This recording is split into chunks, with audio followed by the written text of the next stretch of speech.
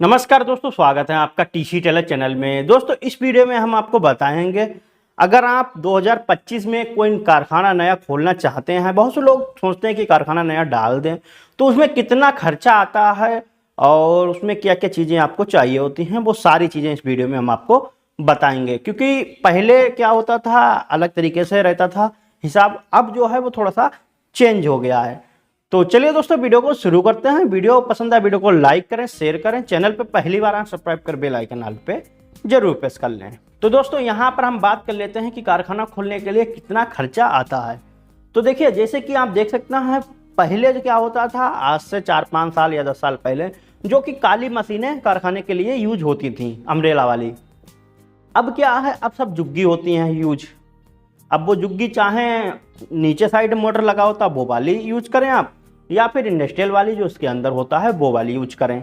पर अब जो है कारखाना जितने भी लोग ज़्यादातर खोलते हैं, उनको जुग्गी मशीन ही चाहिए होती है। उसका कारण ये भी है कि जुग्गी मशीनें लगी होती हैं तो काम मिलने में भी कोई प्रॉब्लम नहीं आती है, क्योंकि जुग्गी मशीन से थोड़ी सी फिनिशिंग आती है और कारीगर भी जुग्गी मशीन पे ज़्यादातर बैठता है। इसका कारण ये है कि काली वाली अम्ब्रेला जो मशीन होती है वो 1-2-3 दिन 4 दिन बाद या हफ्ते भर बाद जल्दी ख़राब हो जाती है। मतलब कहीं धागा गड़बड़ करने लगेगी, कहीं धागा काटने लगती है, तो बहुत सारी प्रॉब्लम आती हैं। और चलाने पर आवाज़ भी बहुत करती है। मोटर से चलाओ तो पूरे दिन अगर आप मोटर से चलाएंगे तो आवाज़ बहुत ज़्यादा करेगी। इसकी वजह से क्या होता है, प्रॉब्लम होती है। तो पहले कोई ऑप्शन नहीं था, लेकिन अब ज़्यादातर ऑप्शन आ गए हैं, तो कारीगर भी सोचता है कि हम बड़ी वाली जो मशीन है इस पर बैठें। इससे फ़ायदा ये होता है, एक तो पीस साफ बनता है, ऊपर से कालिक वगैरह नहीं लगती है, वो भी अपने आप भर जाती है, और जो है चलाने में भी स्मूथ होती है, और पटला चौड़ा होता है, तो इसकी वजह से पूरा पीस मशीन के ऊपर ही घूमता रहता है। तो इसके कारण जो ज़्यादातर लोग अब जुग्गी मशीन की ही रिक्वायरमेंट रखते हैं।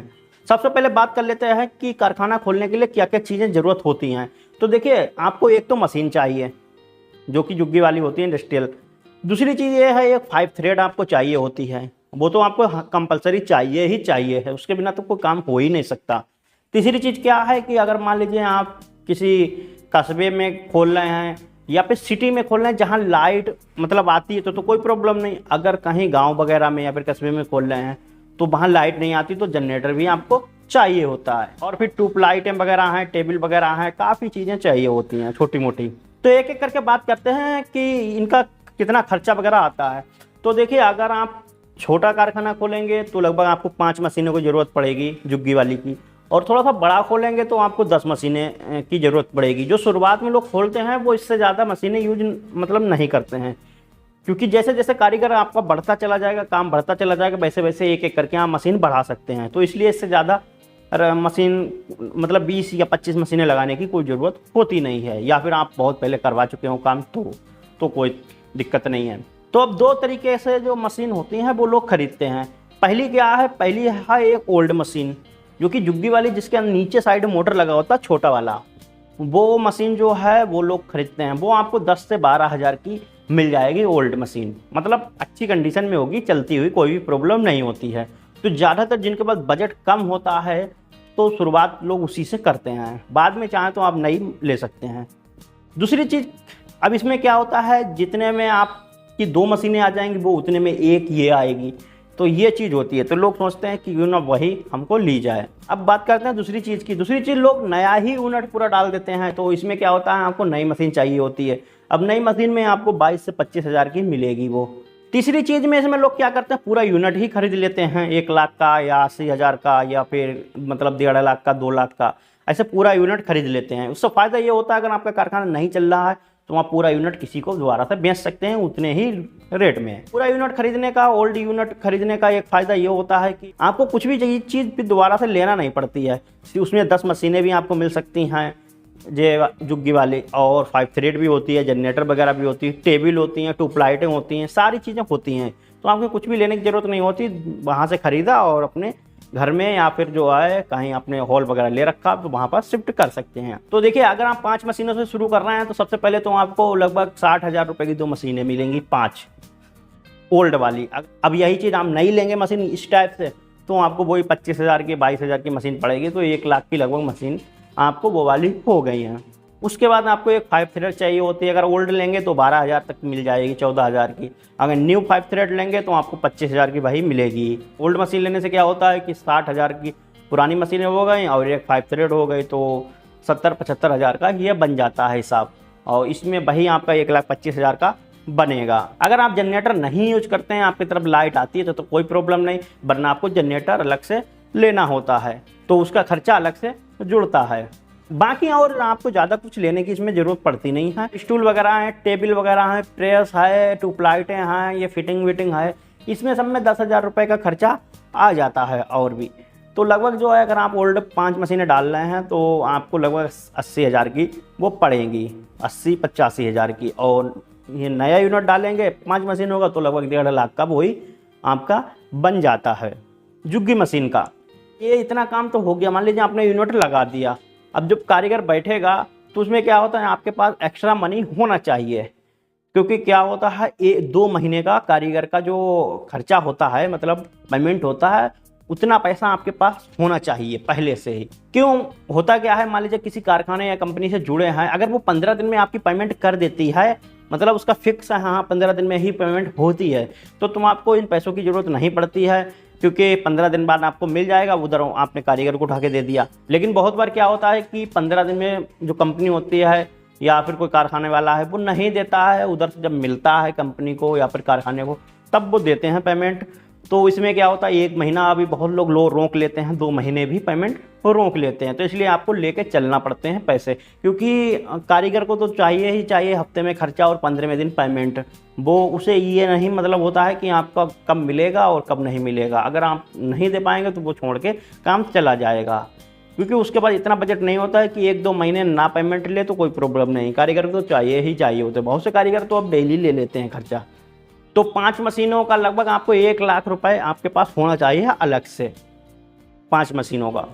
ज़्यादा मशीनें बढ़ाएंगे तो आपको वही डबल चाहिए होगा। और जब आपको इसमें प्रॉफिट वगैरह होता है, प्रॉफिट की बात कर लेते हैं, तो अगर आप किसी मतलब जो है बहुत सी कंपनी जो होती हैं वो 50% प्रॉफिट देती हैं, कारखाने वाले 35% देते हैं एक पीस पे।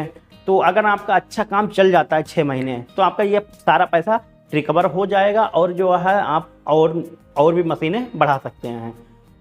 लेकिन इसमें एक चीज़ और भी होती है कि कारखाना जो है दोस्तों क्या होता है खोलने के बाद कि साल में ऐसा टाइम भी आता है, साल में 1-2-3 महीने कि काम बहुत ज़्यादा डाउन हो जाता है। बहुत से लोग क्या करते हैं कारखाना बंद भी कर देते हैं क्योंकि काम नहीं होता है।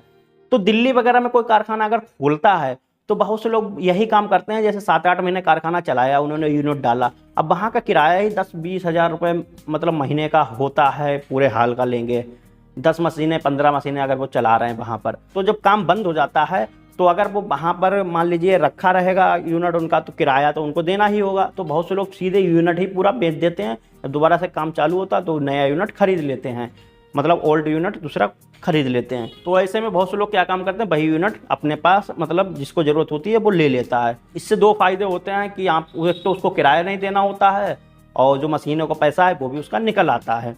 यही चीज़ अगर जब गांव में आप करते हैं तो गांव में अगर आप किसी हाल वगैरह लेंगे किसी से, तो उसमें क्या होता है जब कारखाना बंद होगा फिर भी आपको पैसे देना होंगे। तो गांव में अगर ये कस्बे में आप खोल रहे हैं तो कोशिश करें घर में या फिर मतलब आपकी कोई जगह पड़ी हो तो वहाँ पर टीन शेड वगैरह डाल के आप वहाँ पर जो है, या फिर मकान हो ऊपर फ्लोर खाली हो नीचे का या खाली हो, तो वहाँ पर आप मशीनें लगा सकते हैं। इसका फ़ायदा ये है कि अगर मान लीजिए 3 महीने आपका काम नहीं चला है तब भी कोई भी आपको प्रॉब्लम नहीं होगी, आप 3 महीने कोई और काम कर सकते हैं, और जब तक के लिए बंद रहेगा कारखाना तो आपको पैसे वगैरह नहीं देना होंगे, ना ही खर्चा वगैरह कुछ भी आता है उसमें। शुरुआत जब कारखाने की करते हैं तो 5 मशीनें या 10 मशीनों से ही करते हैं, और बाद में जब जैसे उनके कारीगर बढ़ते चले जाते हैं वो मशीनें अपनी बढ़ाते चले जाते हैं। जिनके बाद बजट कम होता है 2-4 मशीनें काली भी डाल देते हैं, तो उससे जो है उनके सही रहता है। ऐसे ऐसे जब काम उसको अच्छा मिल जाता है, कोई कंपनी अच्छी सेट हो जाती है, तो उससे क्या होता है वो उसका चलता रहता है हिसाब बहुत बढ़िया आखिर में हो जाता है। लोग तो फिर 20-20, 25, 30 मशीनें बना लेते हैं। पर मशीनें बनाने का यही कारण होता है, अगर आपके पास काम भरपूर मिलता रहे तो आपको कोई भी प्रॉब्लम नहीं है, आपका मतलब लेवल ऊपर ही उठता चला जाएगा। जब काम नहीं मिलता है तो फिर खर्चा कारखाने का बढ़ जाता है तो नीचे डाउन होते चले जाता है। कारखाना खोलने का बहुत लोग जो हैं कस्बे में भी खोलते हैं अपना, और ज़्यादातर लोग कोशिश करते हैं दिल्ली में कारखाना खोलने की, और जैसे बड़े बड़े शहर हैं इनमें क्या होता है कि वहीं पर कंपनियां होती हैं और वहीं से थोड़ी दूर पे माल उनको बनाना होता है, तो कंपनी से जाके तुरंत ही ले आते हैं और दे देती है कंपनी, क्योंकि उसको पता है इसका घर वहाँ पर है और ये वहाँ काम कराता है। लेकिन वहीं से दिल्ली से अगर आप ये मतलब दूसरी स्टेट में लेके जाते हैं काम कराने के लिए, जैसे कि ये शाहजहानपुर है, मान लीजिए दिल्ली से हम शाहजहानपुर लाए काम कराने के लिए, तो ऐसे में कंपनियां भी बहुत हिचकिचाती हैं, या फिर किसी का बड़ा यूनिट लगा है तो आप वहाँ से भी आप ले सकते हैं। ज़्यादातर लोग लोकल से ही कारखाने से माल उठाते हैं, तो दिल्ली वगैरह में नहीं जाते हैं, छोटी मशीनें लगी होती हैं तब तक।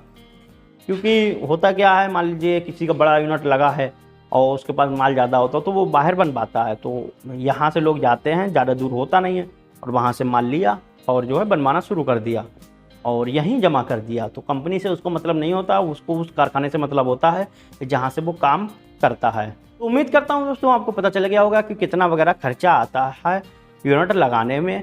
और बाकी आप अगर इसमें अपने आप करते हैं तो ठीक है, अगर मास्टर लगाएंगे तो उसकी सैलरी आपको देना होती है। लेकिन मुझे नहीं लगता 5 मशीनों में आपका मास्टर लगा के खर्चा निकलेगा, क्योंकि 10 मशीनें हों और फुल चल रही हों तो आप मास्टर का खर्चा निकाल सकते हैं।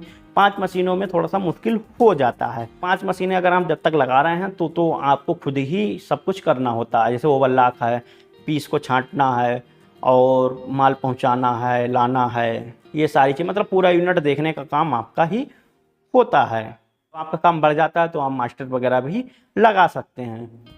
तो उम्मीद करता हूं दोस्तों ये जानकारी आपको पसंद आई होगी। वीडियो पसंद आया वीडियो को लाइक करें, शेयर करें, चैनल पे पहली बार आए सब्सक्राइब कर बेल आइकन ऑल पे जरूर प्रेस कर लें। तो दोस्तों फिर मिलते हैं एक नए वीडियो के साथ, तब तक के लिए